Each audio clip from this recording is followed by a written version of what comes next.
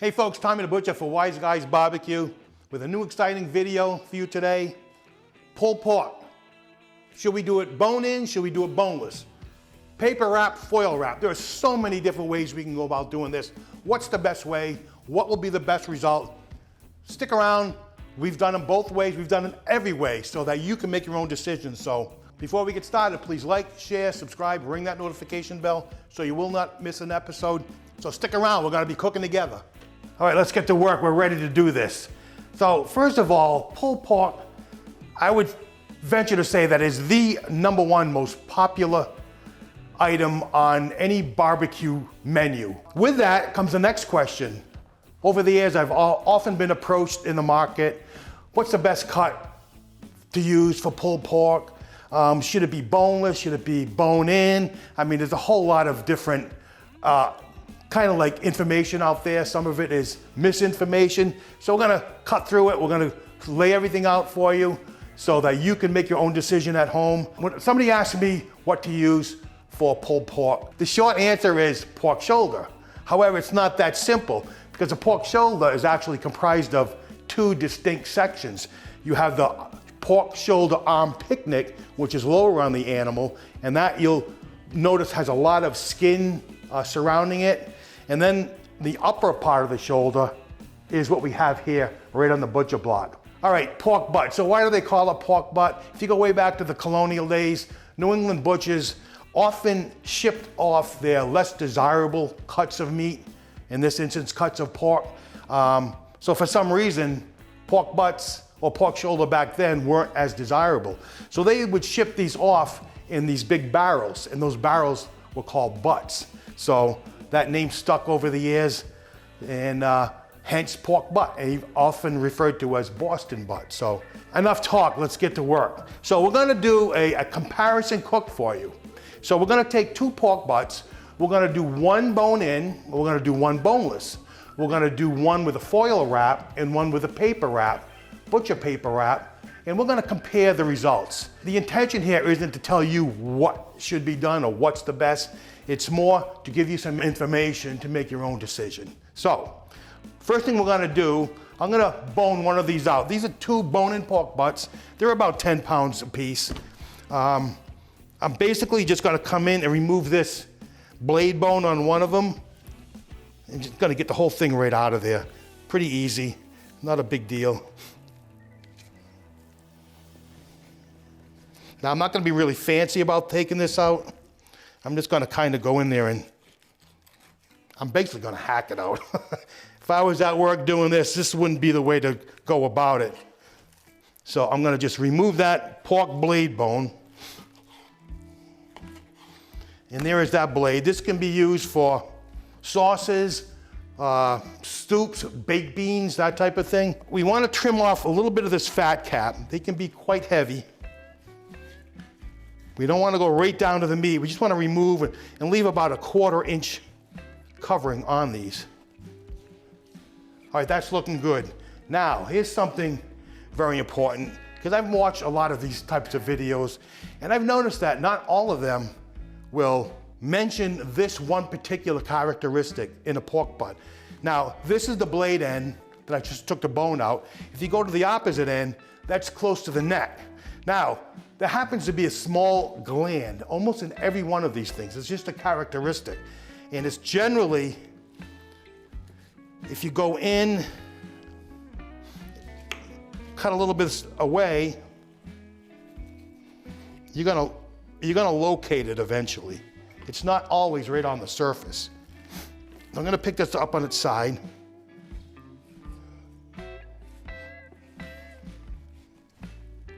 And there it is. If you can see that with the camera, there's a slight small gland in there. Now, that needs to be removed. Quite frankly, I wouldn't want that in a bite of pulled pork. Look for it, locate it, and that has to be removed. It's very, very small. So we'll just go in. I'm just gonna like basically carve that out. But it's in every pork butt. So that's removed. So there's our boneless. Now with our bone in, I'm gonna pretty much just leave it the way it is, but we're gonna remove that gland. You can see a lot of stuff like up on top here. That is primarily where the neck part of the butt is. So I'm gonna look for that gland as well and remove it. All right, there it is. Go in there, just go right around. Yank that right out.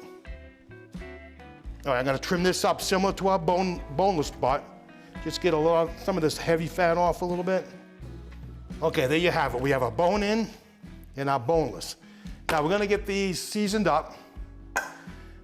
Now normally what I usually do, I use a mustard binder, but in this instance, I'm only gonna use olive oil. I'm gonna apply a very light coating of olive oil to use as our binder. So I'm gonna take some olive oil, I'm gonna lightly drizzle it.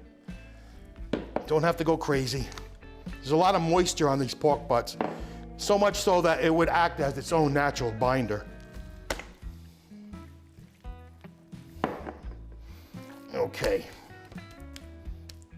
Now I have a full pan, aluminum pan. This works much better if you do this inside a pan. You're gonna contain all those seasonings.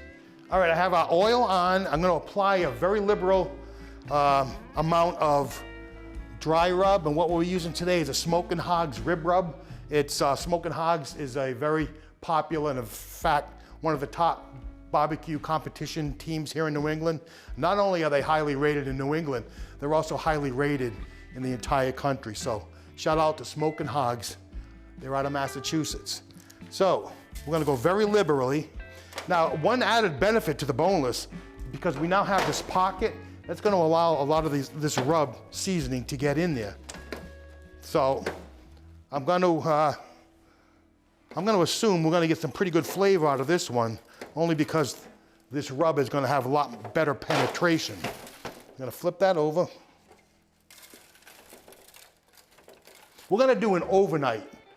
Actually, we're gonna do a dry brine overnight. So we're gonna let this sit. We're gonna get it in the fridge, let it sit overnight, and then tomorrow morning, just before we load it on the smoker, we're gonna apply another coating of this rub because we're trying to develop some flavor. Pork butts are a very big piece of meat, and it can absorb quite a bit of rub and flavorings. We'll get that on. Then I'm gonna do the same thing with my bone-in butt. All right, we have these all rubbed down, we're ready to go. We're gonna let them dry brine overnight. We have a rack in this full-size pan, aluminum pan underneath, so that it's sitting up above the juices so it doesn't get wet. So that's it. We're gonna get them in the fridge, let them dry brine, let them do the thing overnight, and we'll be back in the morning to get them on the smoker. All right, it's the next morning.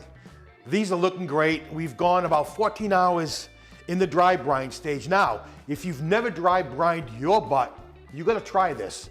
And give it at least 12 hours. This is a big hunk of meat, 24 hours preferably, but these have been going 24 hours. Now, in the meantime, Olivia's outside purring away. She's purring at 275 degrees. And if you don't know who Olivia is by now, she's the Wise Guys Barbecue Yoda YS640 smoker. She hasn't had a breakfast yet, so she's waiting for us to load her up. But before we do that, we're gonna slap our butts with a little more love. We're gonna go on with one more layer of our rub. And then we're gonna get out there and get Olivia all loaded up and put a smile on her face. All right. We're gonna head outside, say good morning to Olivia, feed her her breakfast. We'll see her out there. All right, we're ready to go. We're gonna be running at 275 degrees, and we're gonna go fat cap down. The reason why I'm saying that is on these pellet smokers, the heat source is coming from the bottom. So we want that layer of protective fat underneath. So with that said, we're going fat side down. And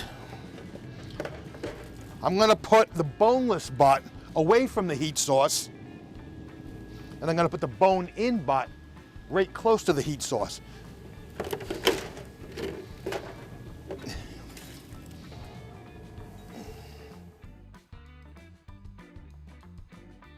All right, those are looking good. Nothing to do now but close the lid and go inside, have a coffee, have some breakfast. We'll be back out here in a few hours to check it out, take a look at the temperatures, take a look at the colors, and at one point we're gonna give it a wrap. So stay tuned, don't go anywhere. All right, we're back. Our butts have been rocking at 275. They've been going for about 5 hours now. And I have not spritzed, not once. Usually when I do pork butts, I don't spritz.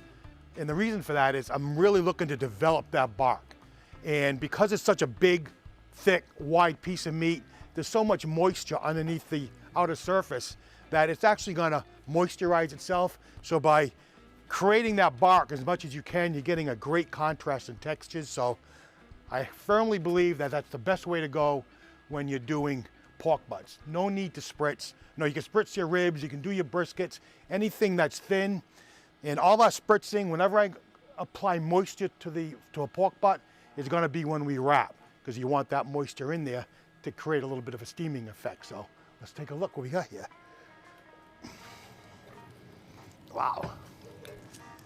5 hours at 275, those look outstanding. As you can see, the bark development is spectacular. We have great color, we have great texture, it's rendered out nicely. And one thing that's a telltale sign when you go to do your wrap with pork butts, you want to see a little split, like a little separation in the fat. Now, because we have the fat cap on the bottom, we really can't see that much, but you can see a little split right in here. And without even checking the temps, that's the telltale sign that you're ready to do the wrap. So we're gonna go in, I'm gonna like probe a few spots. All right, we have 180. We got 177. So we're right in that wrap zone. Anywhere from about 170 to 180 is a great temperature to begin your wrap, which is what we're gonna do right now. So the first thing I'm gonna do, I'm gonna grab the bone-in one. See, the sun's catching all that, it's dripping everywhere. So we're gonna do the bone-in one on paper. Now here's what I'll do the spritz.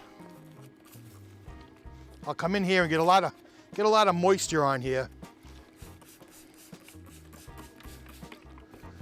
Boy, that sun is really picking up the sheen on this baby. This thing looks good enough to eat right now. So let me get this paper nice and wet around it. All right, so let's get this baby wrapped up. I'm going 2 sheets of peach butcher paper. If you just stagger them, you'll get a lot more length on each side. One turn, then come in. Get it nice and tight. One more turn, fold this extra under, and you got a nice little platform. She's going back on the smoker.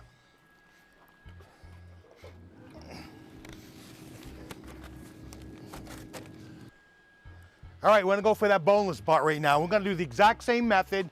However, we're gonna use foil this time. We're gonna do a foil wrap. So there's that boneless one. She's looking beautiful. I'm gonna get that off.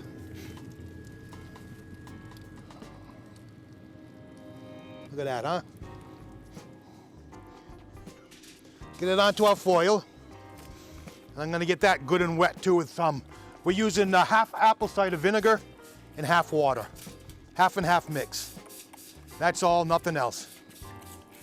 All right, let's get this thing wrapped up the exact same way. Once over, I'm gonna grab the sides, tuck this under. Get it nice and tight. Once over, and we're gonna take the excess, tuck it underneath.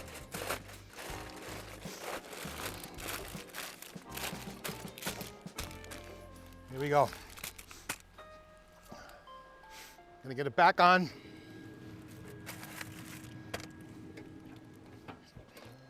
All right, we're gonna let these go now until we reach an internal temperature in between the 200, 205 zone. And we'll get them out and we're gonna get them rested up. And we'll be back in a little bit to finish up. So stick around, don't go anywhere. All right, we're back outside with Olivia and our butts have been on for a total of 9 hours. They've reached the finished temp. We're looking at about low 200s, 201, 202. It's right where we want them. So we're gonna get them off.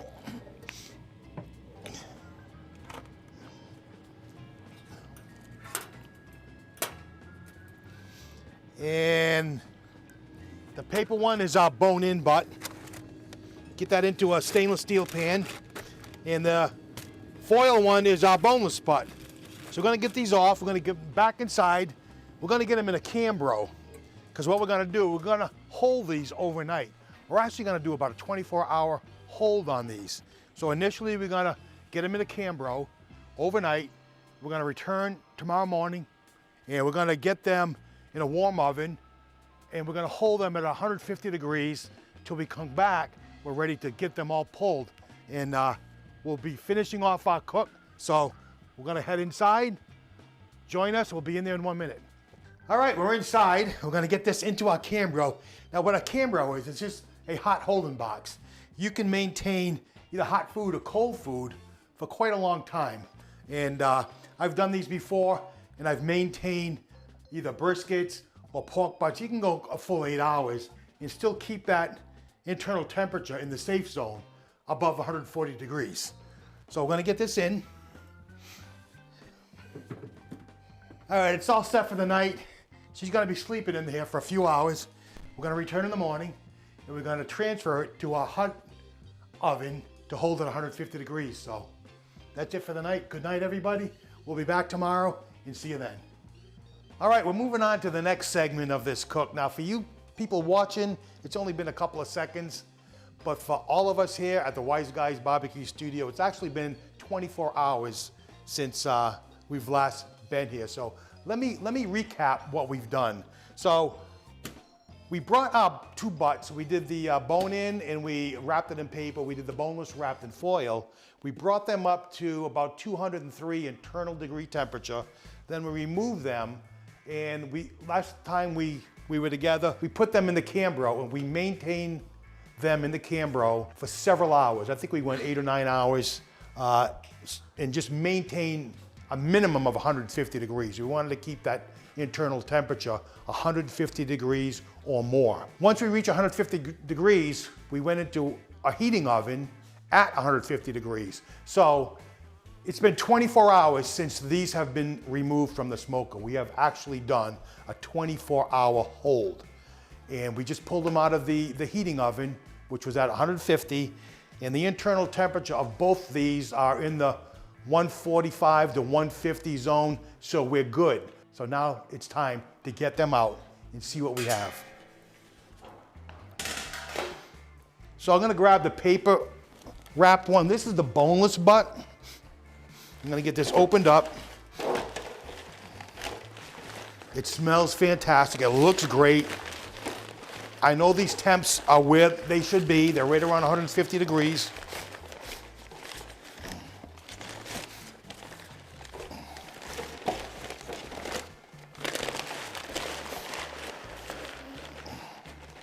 Come on out there, but it's coming, it's coming. All right. Yeah, we get some great bark. Correction, this is the bone-in one. I said it was a boneless one, but it is in fact the bone-in one. So that's out of the wrap, and we're gonna slide this blade bone out, and that's a telltale sign that we're looking good. We got great bark formation on this. That's our bone-in butt. Now the foil wrap butt is the boneless. We're gonna pull this out, open this up. We're gonna do the exact same thing.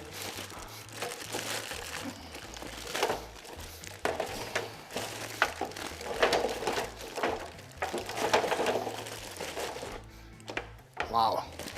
So there's our foil wrap boneless butt. So we're gonna go in here, we're gonna pull this bone-in one right now. Wow. It looks great. I smell some smoke. I can smell all that nice rub. You know, this is amazing. This has been a 24-hour hold. So that's quite unusual in the barbecue world. I've seen holds go, 12 hours, 16 hours, but 24-hour hold is something. So there's our bone-in paper wrap butt. Now we're gonna go in, I'm gonna go in with this boneless foil wrap butt and see if there are any differences that I can find. Right off the bat, I can feel a lot more moisture content in this boneless wrap or the boneless foil wrap. And I think a lot of that is attributed to it being in the foil. Usually the foil will create a greater steaming environment. So you'll get a little bit more moistness on that. It'll have a tendency to lose some of that bark because of all that moisture present. Whereas on the paper, you'll get a better bark retention with the paper because it's actually able to breathe a little bit. So you're not going to get as much moisture and that steaming effect as you would if you're doing a foil wrap. So we got some great bark.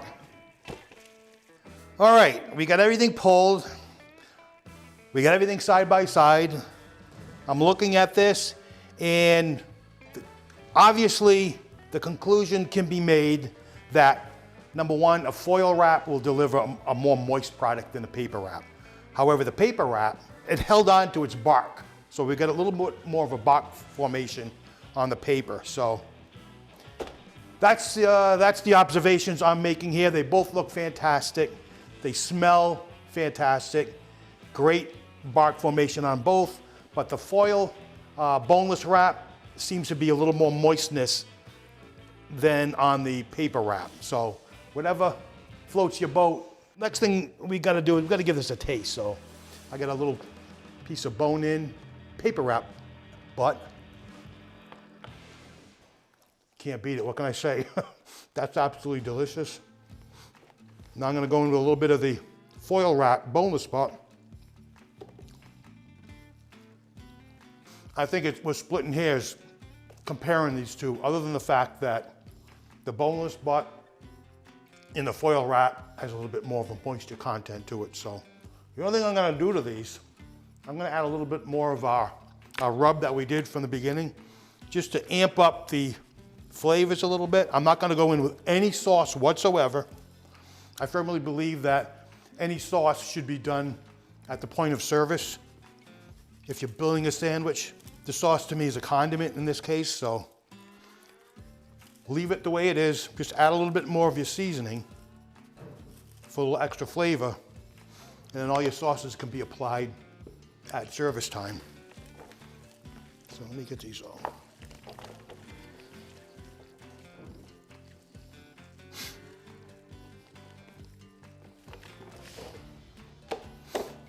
All right, we've got these all seasoned up. One thing left I'm gonna do, I'm actually gonna build a sandwich.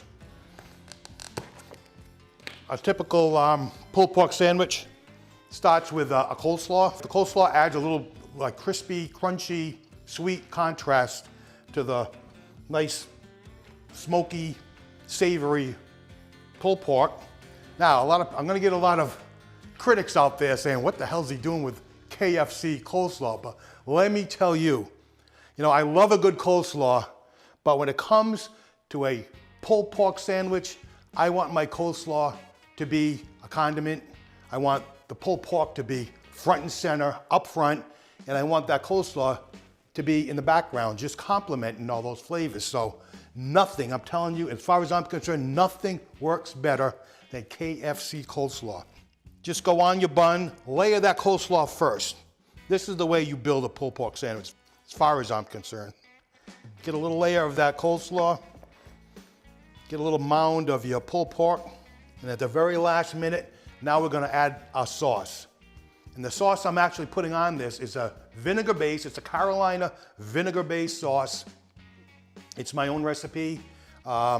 Heavy on the apple cider vinegar.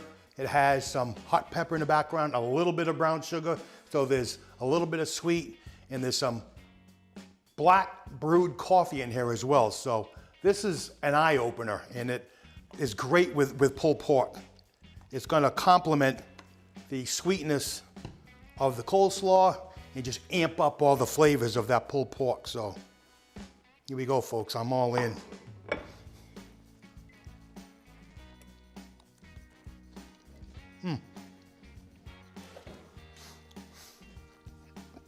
That is a winner. All right, folks, there you have it. We've just provided all the information you need to make your own decision when it comes to making a fabulous pulled pork. So this is Tommy the Butcher for Wise Guys Barbecue. Thank you for watching. Please like, share, subscribe, and ring that notification bell so you will not miss an episode. Thank you for watching. I can't wait to see you next time.